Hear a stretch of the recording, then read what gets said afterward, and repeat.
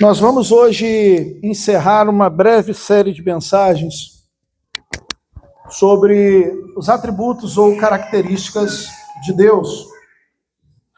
E hoje nós vamos falar sobre a justiça de Deus e como essa justiça ela se manifesta. Então eu gostaria de ler com vocês Romanos capítulo 3, do versículo 21 ao versículo 26, e pensar sobre esse tema. O Deus que é justo e justifica. O Deus que é justo e justifica. Se você abriu a Bíblia, ou não vai passar ali, então acompanhe no Bem-vindo ao Culto. Também tem, se você não estiver com sua Bíblia. Mas agora se manifestou uma justiça que provém de Deus, independente da lei, da qual testemunhamos a lei e os profetas. Justiça de Deus mediante a fé em Jesus Cristo, para todos os que creem, não há distinção.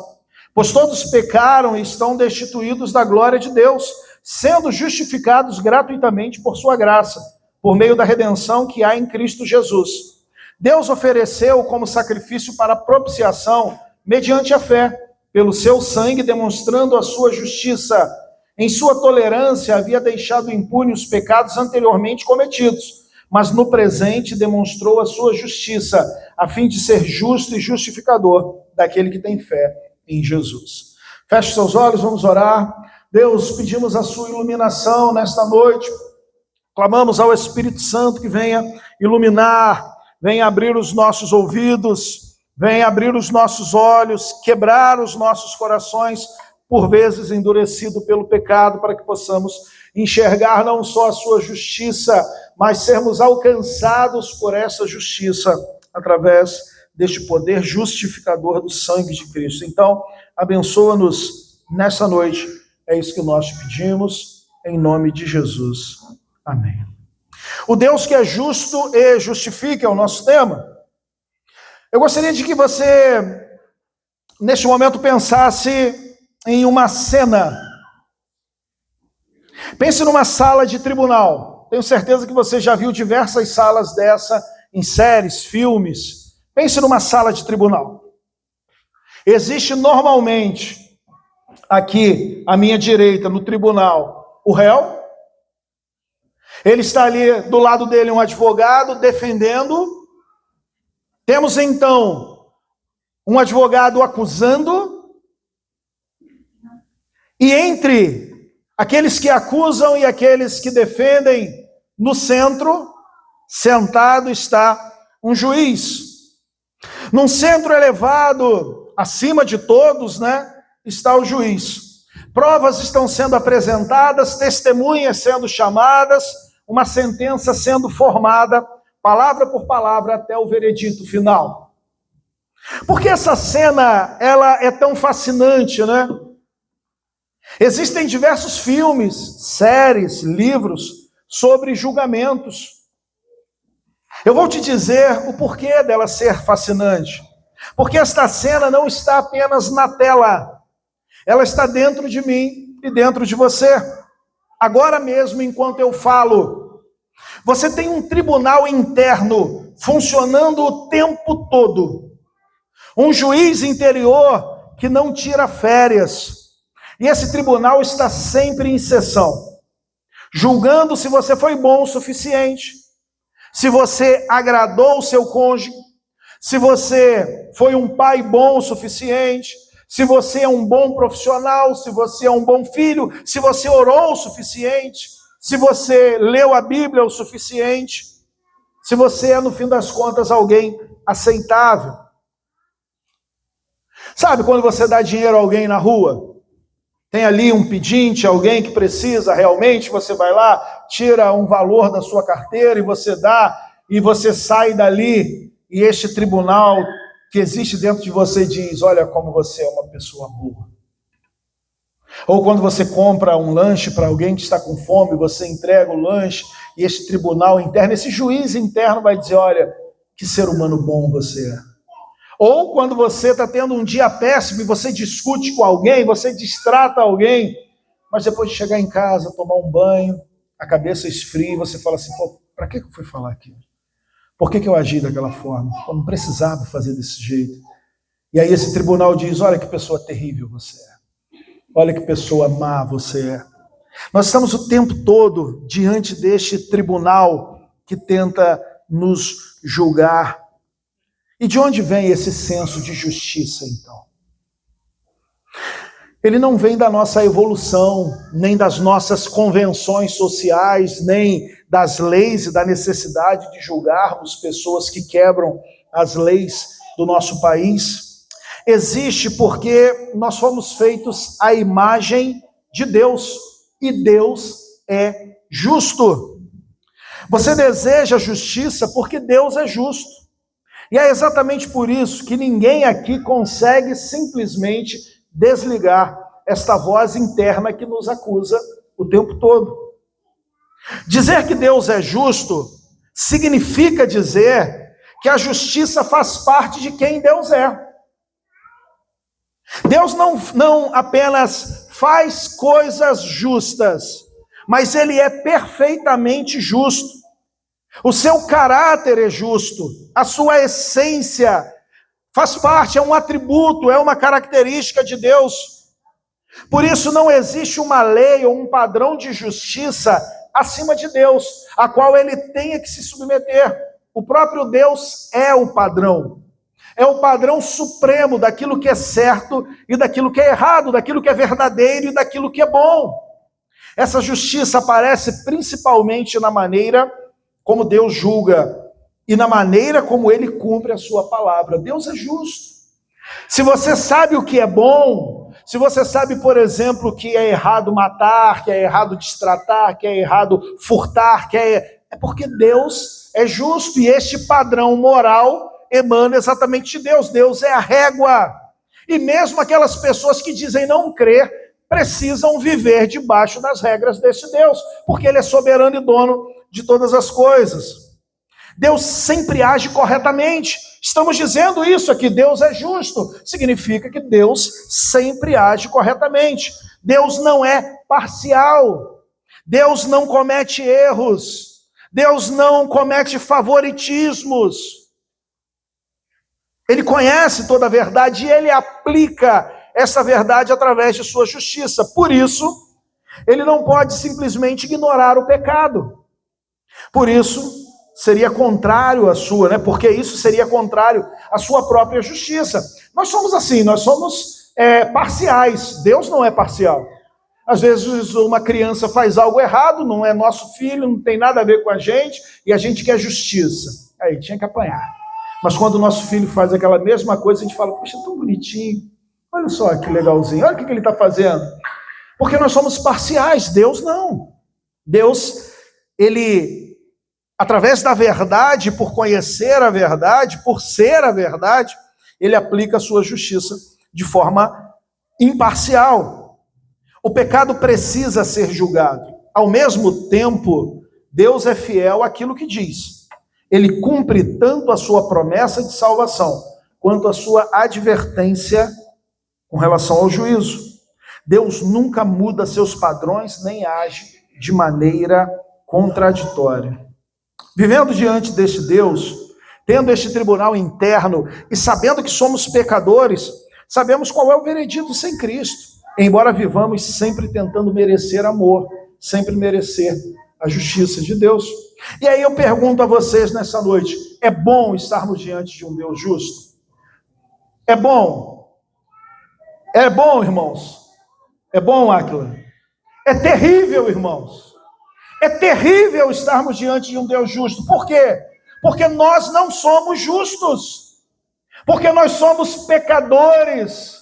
Porque o fato de termos um Deus justo e nós sermos pecadores, qual o veredito para nós? Culpados. Este é o veredito que está ecoando sobre uma humanidade pecadora que não se arrepende. Culpado. Deus é justo, nós não somos. E eu sei que nós queremos nos convencer de que somos pessoas boas. Somos pessoas boas, pastor? Somos. Se você me comparar ao Áquila, ou me comparar ao Guilherme, ou me comparar ao Luiz, ou me comparar ao Aldeci, eles são muito melhores que eu em vários aspectos, eu talvez seja melhor que eles, e a balança está equilibrada, então somos bons, e aí vai me comparar com Hitler, então talvez vá descompensar um pouco mais para o meu lado. A grande questão é que do outro lado da balança não está um outro homem qualquer, está o Cristo perfeito. Então nós não somos bons. E o fato de não sermos bons, sermos pecadores e termos um Deus justo do outro lado é terrível para nós. Porque o veredito é que somos culpados. Amados, Romanos 3, de 21 a 26, não pede que nós mintamos sobre o veredito. E não pede que você finja que não existe um veredito verdadeiro sendo formado sobre a sua vida. Existe. Neste exato momento existe um verdadeiro veredito, não interno, mas um veredito espiritual, santo e perfeito, sendo formado sobre sua vida. Deus não diz nesta noite, relaxa, não há julgamento, está tudo certo. Deus diz algo imensamente mais radical, mais chocante, eu preciso que você ouça isso. O próprio juiz providenciou a nossa salvação. Se você entende esses 6 versículos, e mais do que entender, se você se alegra com essas verdades, sua vida inteira muda. Porque aqui, meus amados, nós não vemos apenas o Deus, aquilo que Deus fez por nós. Nós vemos quem Deus é. E ver quem Deus é o combustível de toda a alegria verdadeira. Então eu gostaria de destacar 3 verdades neste pequeno texto, para que nós pudéssemos ser alimentados pela palavra nesta noite.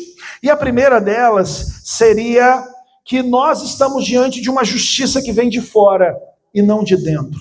Romanos 3, 21 a 22. Mas agora se manifestou uma justiça que provém de Deus, independente da lei, da qual testemunham a lei e os profetas, justiça de Deus mediante a fé em Jesus Cristo. Esse é o nosso primeiro ponto.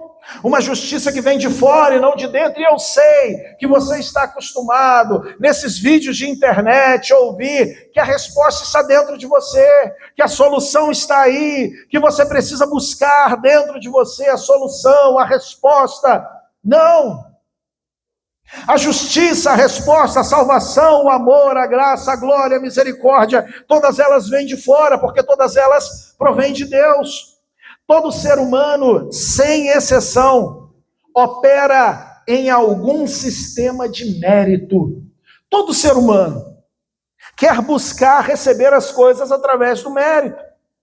Pode ser um mérito religioso, então eu preciso orar mais, eu vou à igreja, eu oferto, eu assumo um cargo, uma responsabilidade, um serviço, eu participo das atividades. Eu não estou dizendo que isso não seja necessário, tudo isso é. Mas feito da forma correta, pelos motivos corretos. Não fazemos isso para alcançar salvação, mas fazemos porque já alcançamos e nos alegramos em Deus. Mas não é só um mérito religioso dentro desse nosso contexto, pode ser um mérito secular. A produtividade, eu tenho que prover, eu tenho que produzir.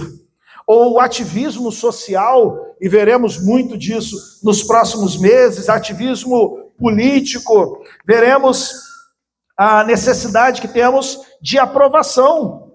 Precisamos ser aprovados por família, precisamos ter sucesso profissional. São formas de, através do mérito, nós alcançarmos as coisas que nós queremos, buscarmos a justiça, a prosperidade, o progresso, buscarmos tantas coisas que temos certeza de que precisamos. E temos, inclusive, às vezes, dificuldades de sermos abençoados e de receber algo pela graça, pela misericórdia daqueles que nos cercam. Por quê? Porque vivemos em uma cultura de mérito. Faça a sua parte, né? E aí tem inclusive alguns que vão citar, né? Olha, faça por ti que eu te ajudarei e tudo mais. É mérito. É sempre essa cultura do mérito. Mas é sempre a mesma engrenagem girando. Eu produzo, logo eu mereço. Eu produzo, logo eu mereço. Eu faço e mereço. É sempre esta engrenagem. E eu quero que você veja algo terrível escondido entre essas engrenagens. Porque essas engrenagens são, no fundo, uma tentativa de ser o seu próprio Salvador. De não depender de nada e ninguém. Esse desejo de não depender de nada e ninguém, sonde o seu coração, porque talvez dentro desse coração tenha inclusive o desejo de não depender do próprio Deus. Esta foi a imagem que vimos lá no Éden, capítulo 3 de Gênesis. Se eu sou igual a Deus, não dependo de um Deus sobre mim, posso guiar e comandar a minha própria vida. Dentro dessas engrenagens meritórias que vivemos, existe então esta verdade escondida. Se eu produzo e se eu mereço, e se produzir muito, não preciso de ninguém, nem mesmo de Deus. Posso ser o meu próprio Salvador. Aí você vai pensar, pastor, acho que não. E eu penso, acho que sim. Quando a conta está com bastante dinheiro e a gente fala assim, aí, tá vendo? Preciso. Quantas pessoas pensam assim? Tá tudo bem na vida. Às vezes, quando tá tudo ruim, você fala assim, tem que procurar, preciso de um milagre. Mas quando a coisa tá boa, tá tranquila, saúde, dinheiro, gasolina no carro, comida na despensa, por vezes a gente relaxa. Tá tudo bem. Porque nós temos essa falsa segurança de que estamos conseguindo, pelo mérito, produzir e conquistar, produzir e conquistar, produzir e nos salvar, produzir e nos sustentar. Não precisamos de ninguém que faça essas coisas, porque eu mesmo posso fazer. O meu esforço basta. Minha disciplina basta. E é exatamente por isso, queridos, que por vezes somos enganados, mas produzir a própria justiça, aí eu te pergunto, uma consequência do que eu estou dizendo. Se você produz e recebe, produz e recebe, produz, e se sustenta, produz e se salva a sua própria justiça, traz glória para quem? Traz glória para você. Olha como é que você ama a glória, olha como você quer a glória, olha como você quer que as pessoas olhem e falem, olha que vencedor, olha que vencedor, olha que pessoa que não precisa de ninguém, olha ele, não precisa de ninguém. Queremos a glória. Não queremos só ser os nossos salvadores. Não é só um desejo velado. Nós queremos a glória, nós queremos que apontem, nós queremos que aplaudam. Nós queremos que as pessoas digam, olha como ele é suficiente. Então nós somos confrontados de que o nosso esforço, a nossa disciplina, elas não bastam. É isso que Paulo está dizendo aqui. É exatamente por isso, porque não bastam, que o nosso sistema, ele, embora sedutor, ele também é mortal. Porque nós somos envolvidos nesse sistema de mérito, nesse sistema de produção, mas nunca ficamos satisfeitos. Percebe isso? Começa a trabalhar e ganha R$1.000. Você pensa, no dia que eu ganhar 2.000, vai estar tranquilo. Aí você ganha 2, quer 3. E aí você compra um carro, aí você fala, não, esse carro aqui, esse tá bom. Oh, glória a Deus, pai, comprei um carro. Comprei um carro aqui, 98 carro. O ano, tá, irmãos? Ano 98. Aí depois você já quer um 2005, depois quer um 2010, daqui a pouco quer um carro do ano. E aí você compra uma casa, e aquela casa é maravilhosa. E aí daqui a 1 ano ou 2 anos você já quer reformar, você já quer melhorar, porque nós não estamos satisfeitos, porque nós não nos bastamos. Comprou um celular, legal, aqui o celular, câmera e tal, acesso à internet, e aí daqui a pouco já não vale mais. Eu já quero o próximo, eu já quero um outro, porque nós não ficamos satisfeitos. Nós não nos bastamos, nós queremos sempre mais, sempre mais. Então Paulo interrompe essa engrenagem interna com 2 palavras que caem como uma bomba para o povo, e nós vamos entender por quê. Ele vai dizer que agora se manifestou a justiça que provém de Deus, e aí as 2 palavras são independente da lei. Meu irmão, isso bate de uma forma tão forte para aquela comunidade. Porque qual era a grande defesa de um judeu? E aqui ele escreve para a igreja de Roma, para os judeus de Roma. O judeu acreditava que se eu cumprir a lei, eu alcanço a salvação. Então a salvação já não é pela graça, mas é pela obediência, é pelo cumprimento da lei. Simples, sim. Mas de repente chega Paulo e diz o seguinte: Deus manifestou a sua justiça. Eles estão esperando, dizendo: é isso, Paulo, Deus manifestou a sua justiça. E ela provém, essa justiça provém de Deus. E eles dizem: glória, é isso aí, ela provém de Deus. E aí Paulo diz: independente da lei. E aí acabou. O chão sai. Por quê? Porque aonde eles se agarravam não podem se agarrar mais. É como se Paulo estivesse dizendo hoje para algumas pessoas o seguinte, porque talvez você fique tranquilo e fale: ah, pastor, então está tranquilo, não tem nada a ver comigo, porque eu não sigo a lei. Mas Paulo poderia estar dizendo para você o seguinte: olha, Deus agora manifestou a sua justiça, que provém de Deus, independente do dinheiro. E aí você fala: opa, peraí, mas eu amo o dinheiro. Independente dos bens, e você vai dizer: oh, peraí, eu amo os bens, eu conquistei eles, e eu trabalhei muito para conquistar. Independente da família, você diz: oh, peraí, não mexe em tudo, não mexe na minha família. Independente da saúde, independente da estética corporal, e eu não sei qual o seu Deus, mas aplique ao seu Deus, aplique ao ídolo que você tem dentro do seu coração, quer seja o dinheiro, o prazer, quer seja o sexo, quer seja a tranquilidade, quer seja a estabilidade, quer seja os bens, as posses. Mas é isso que Paulo está dizendo: se manifestou uma justiça que provém de Deus, independente do seu ídolo. Isso cai como uma bomba para aquela comunidade. E no caso deles, Paulo não está dizendo que a lei é ruim. Também não está dizendo que Deus mudou o padrão. Ele está dizendo que a justiça de Deus se manifestou a parte de qualquer sistema de mérito. Por quê?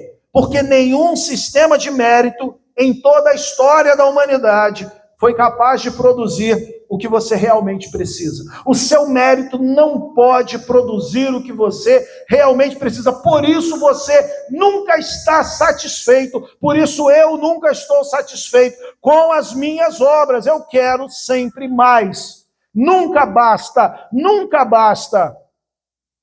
É isso que Paulo está dizendo. Qualquer mérito, qualquer sistema de mérito produzido por nós é ineficiente para alcançarmos a justiça. Uma justiça perfeita, sem mácula, aceitável diante de Deus, só pode ser pelo próprio Deus. Só o próprio Deus derrama essa justiça sobre nós.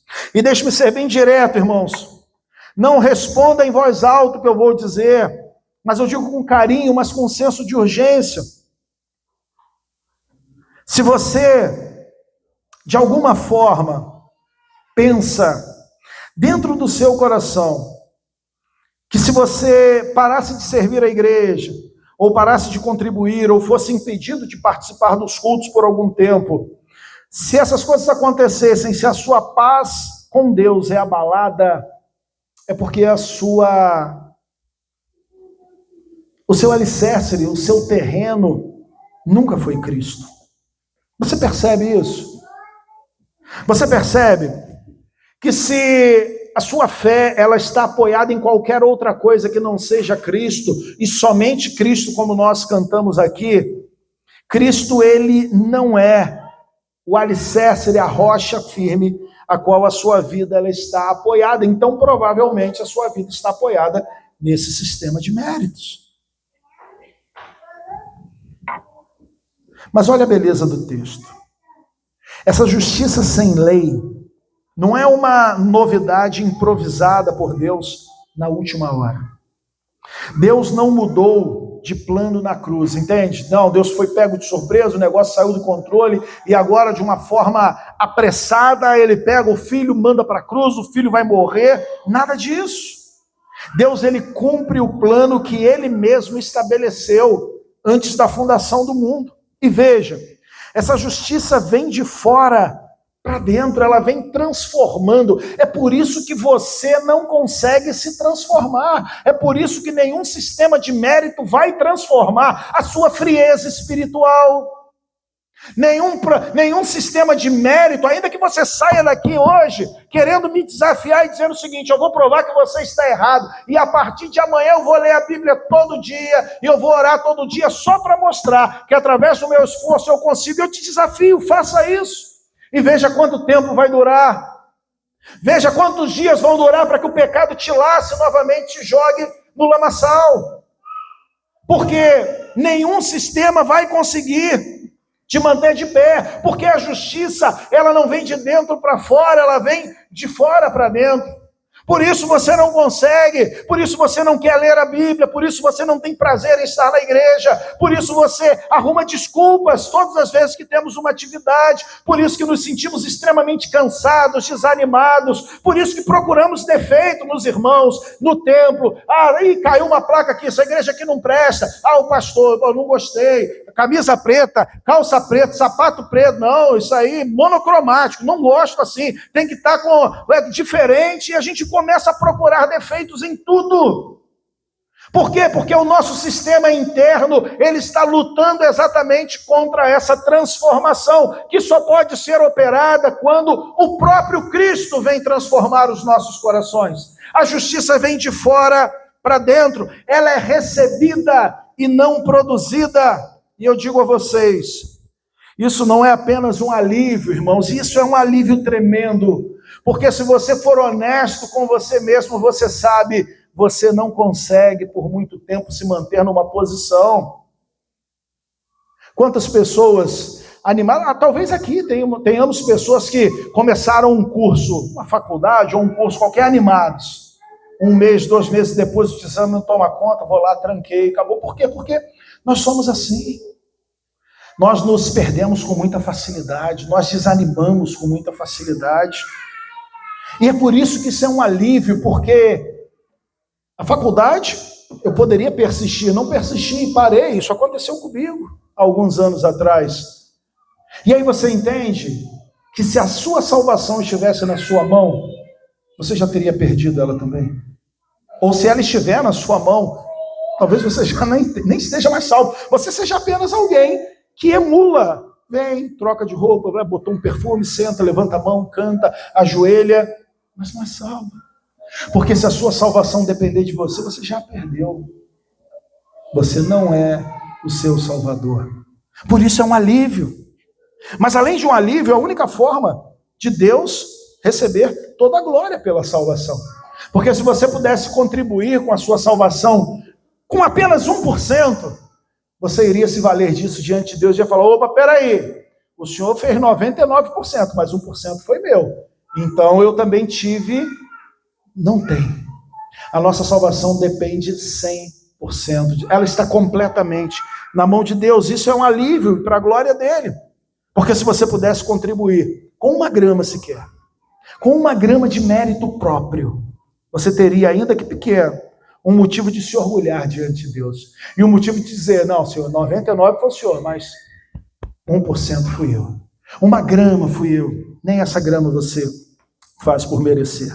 E o Evangelho fecha essa porta completamente, para que ninguém jamais se glorie diante de Deus. Amados, uma justiça que você fabrica é uma justiça que você pode ostentar, mas uma justiça que você recebe de graça é uma justiça que só pode te levar à adoração.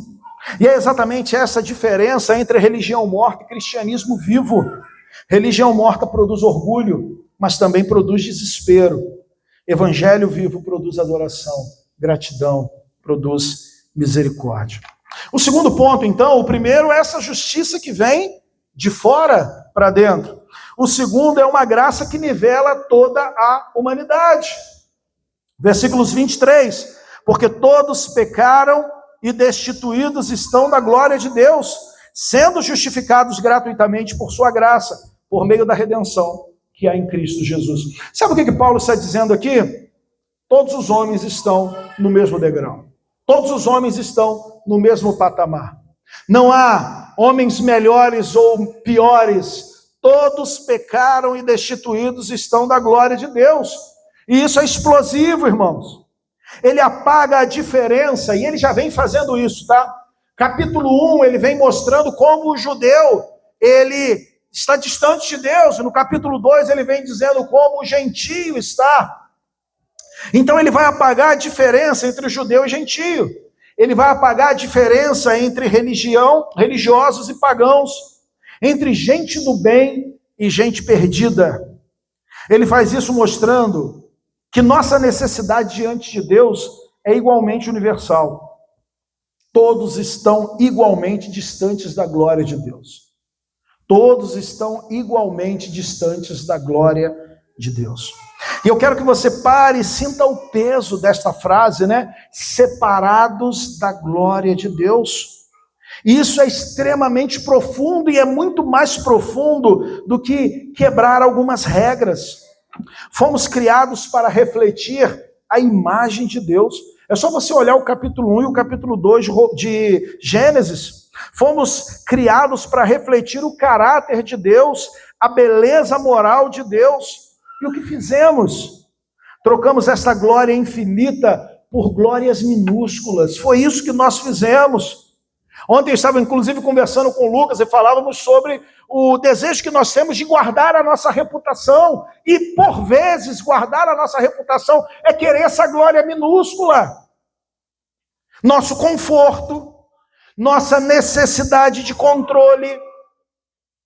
Sendo mais contemporâneo, nossa imagem nas redes sociais, aquela vida perfeita e mentirosa que a gente posta, e a gente posta de 5 em 5 minutos, olha para ver se alguém foi lá e curtiu, comentou alguma coisa, diz, pô, maravilhosa, olha aqui, você merece. E aí quando falam maravilhoso, você merece, aí você chegou ao ápice, você recebeu a glória que você queria. Isso são glórias minúsculas que desejamos. Você vê como é que o nosso coração ele é barato. Você vê como que o coração pecador, ele é pobre. Ele se satisfaz com essas coisas, entende? Ele se satisfaz com um comentário na rede social dizendo, maravilhosa, linda, lindo, você merece. E você fala, eu mereço. Olha aí, fui reconhecido. Já posso postar a próxima manhã e esperar. Essas migalhas, glórias minúsculas. Amados, no fundo, todo pecado é idolatria. É adorar algo criado no lugar do Criador. É preferir um espelho quebrado a um sol resplandecente. E qual é a resposta de Deus para essa condição universal? Não é uma escada de mérito aonde os melhores vão subir mais rápido. É um presente. E o texto vai dizer, sendo justificados gratuitamente por sua graça. Esse é o presente. Qual a solução de Deus, então, para o afastamento? O afastamento de todos os homens. Paulo está dizendo, fomos justificados, fomos vestidos com a justiça de Deus. Por quê? Porque merecemos? Ele diz, não, gratuitamente e por graça, favor imerecido. Essa é a questão. Deixa eu te dar uma imagem para que você nunca esqueça aqui. Voltando ao juiz, tá? Imagine um juiz que olha para o réu. Esse réu é culpado. Foi provado, testemunhas e provas dizem, olha, ele é culpado. Mas na hora do veredito, o juiz fala o seguinte, olha, eu sei que você é culpado, mas sabe de uma coisa? Eu estou bem hoje, estou feliz, eu vou deixar passar. Eu sou um juiz bondoso e você é culpado, mas eu digo que você é inocente. Bate o martelo, inocentado. A minha pergunta é, esse juiz é misericordioso? Talvez para aquele que estava condenado. Mas para nós que estamos olhando para essa cena, nós diríamos, não, esse juiz é corrupto. Um juiz que ignora a culpa real não está sendo gracioso, está traindo a própria justiça que ele jurou defender. Mas a justificação bíblica não é isso, entende? É radicalmente diferente disso. O preço da culpa foi pago. O juiz estava ali, nós éramos os réus, todas as provas contra nós, inclusive nós, nesse banco dos réus, olhávamos para este juiz com certa altivez e orgulho pela nossa independência. Mas o que acontece então? A justificação bíblica entra em ação. O preço da culpa foi pago, só que não por você. Foi pago por outro. E é exatamente este outro que nós vamos contemplar no nosso terceiro e último ponto, que é o coração dessa palavra, o coração desse texto. Amados, ninguém aqui está mais perto de Deus por bom comportamento e ninguém está mais longe por má reputação.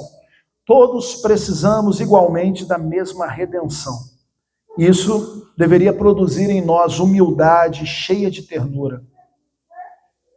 Não só porque nós já fomos alcançados, mas para com aqueles que precisam ser alcançados.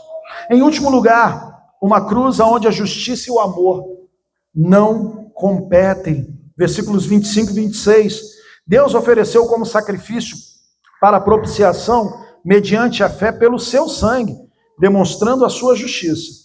Em sua tolerância, havia deixado impune os pecados anteriormente cometidos, mas no presente demonstrou a sua justiça a fim de ser justo e justificador daquele que tem fé em Jesus. Coisa linda. Chegamos ao ponto mais glorioso e, eu creio, mais transformador desse texto. Esse é o tipo de verdade que nos faz glorificar a Deus. O mundo à nossa volta pensa que amor e justiça estão de lados opostos. Como se houvesse uma gangorra e então nós temos o amor de um lado e a justiça do outro. Quanto mais um juiz ama, menos ele pune. Quanto mais ele pune, menos ele ama. Como se amor e justiça fossem inimigos que precisassem de um meio termo. Mas então nós olhamos para a cruz de Cristo. Deus não escolhe entre amor e justiça. Ouça bem, irmãos, porque é a coisa mais importante que eu vou dizer hoje para você. Deus satisfaz os dois, plenamente, ao mesmo tempo e no mesmo evento. Não é 50% justiça e 50% amor naquela cruz, é 100% amor e 100% justiça, simultâneos, na mesma cruz e no mesmo instante. A palavra que Paulo usa aqui é propiciação. Esta palavra descreve a justa e santa oposição de Deus contra o mal. Não é uma fúria caprichosa, instável, como de um Deus pagão que nós lemos nas histórias, que está de mau humor, mas a reação necessária e correta de um Deus perfeitamente bom diante do mal. E o texto diz que essa oposição foi absolvida por Cristo, não ignorada, não varrida para debaixo do tapete, não fingida, absorvida de verdade no corpo de Cristo, no sangue de Cristo, na cruz de Cristo. A cruz não foi Deus Pai furioso descarregando raiva sobre um filho relutante que só queria escapar daquele momento. Não, foi Deus na pessoa do Filho pagando pessoalmente, voluntariamente, com alegria, assim como está escrito em Hebreus capítulo 12, aquilo que a própria justiça de Deus exigia. E por quê? Porque ele amava demais para deixar o mal impune.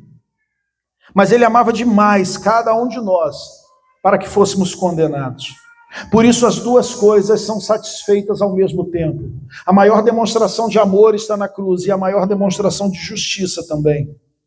Qual é o alvo final? Não é em primeiro lugar eu ou você. É a glória e a justiça do próprio Deus sendo manifesta, sendo exibida, sendo provada, sendo satisfeita diante de todo o universo.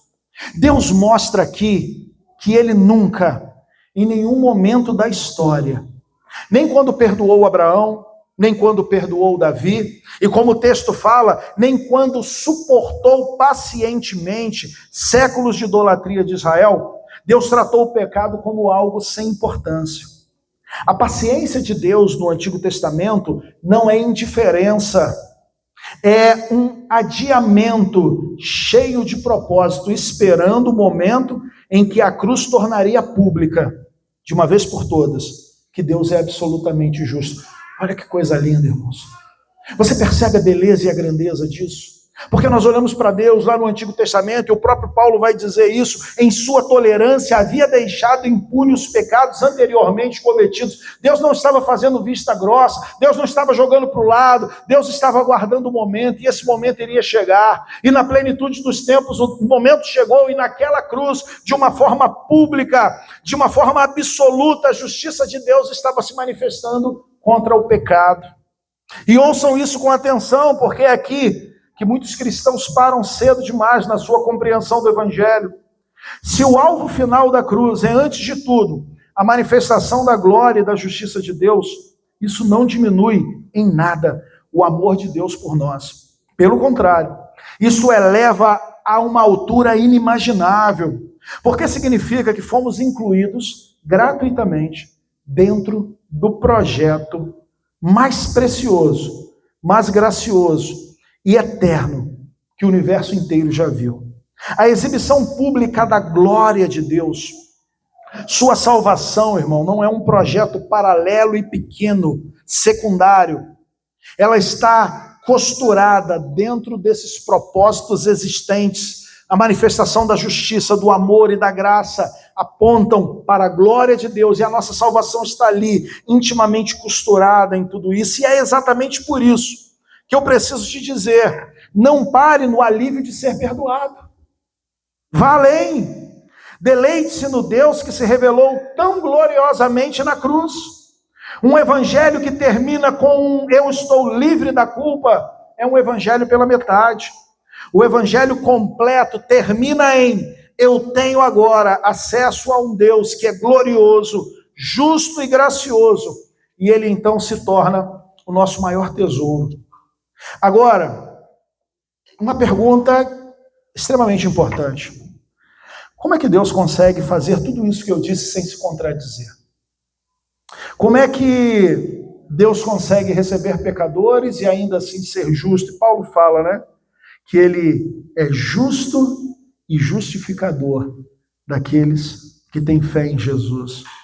Um juiz humano que declara inocente um réu culpado é corrupto. Nós estabelecemos isso. Mas Deus não comete essa injustiça. Ele pode, ao mesmo tempo, ser justo e justificador, porque a condenação foi de fato executada. Só que não em você. Foi executada em Cristo, e Cristo estava no seu lugar. Imagine comigo um juiz que, ao olhar para o réu culpado, diante dele, desce do seu banco, assume o lugar do condenado, recebe a sentença, paga com a própria vida e depois volta e se senta no banco para declarar com toda a autoridade do universo que o réu está livre. Isso não é sentimentalismo, isso é justiça satisfeita em uma demonstração plena de amor, ao mesmo tempo, sem nenhuma contradição. Ele pode ser justo, e ele continua justo, porque ele é o justificador, porque ele é o vigário, porque ele é o substituto, porque ele é aquele que nos substituiu na nossa sentença e recebeu sobre si, naquela cruz, a sentença. E a única coisa que conecta você a esta obra já consumada é a fé. Você precisa de fé nesse Cristo. Você precisa depositar a sua fé nesse Senhor. E eu não estou falando aqui da intensidade da sua fé. Não estou falando da qualidade da sua fé. Eu estou falando do objeto da sua fé, que é Cristo Jesus. Não estou discutindo se a sua fé é grande ou pequena, se ela é boa ou ruim, mas aonde a sua fé está depositada, essa é a questão.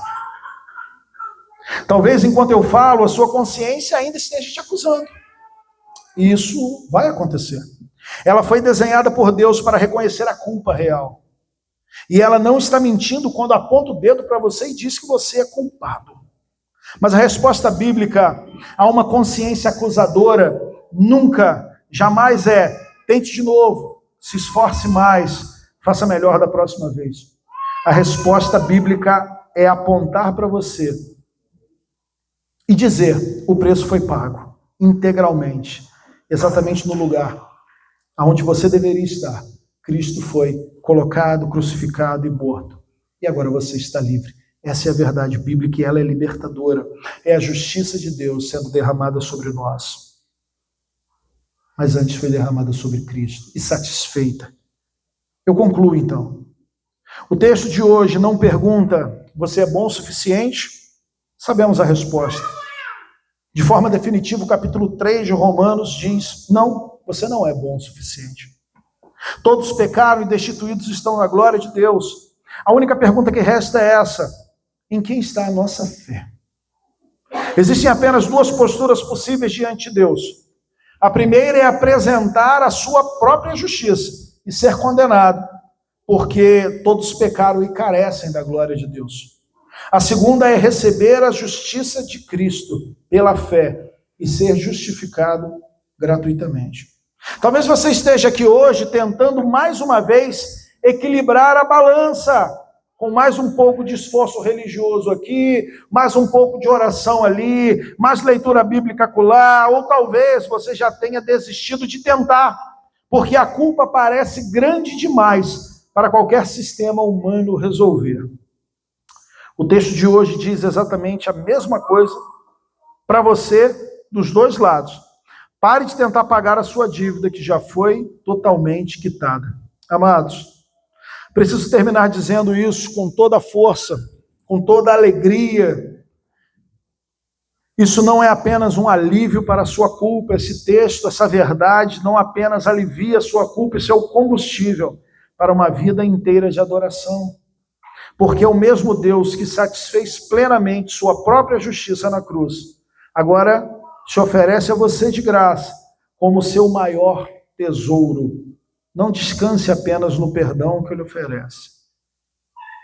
Se delicie, se contente no justificador que ele é. Feche seus olhos, vamos orar. Pai, muito obrigado por essa noite, pela oportunidade que temos de abrir a sua palavra mais uma vez e entender verdades tão profundas e eternas. É isso que nós pedimos, em nome de Jesus. Amém.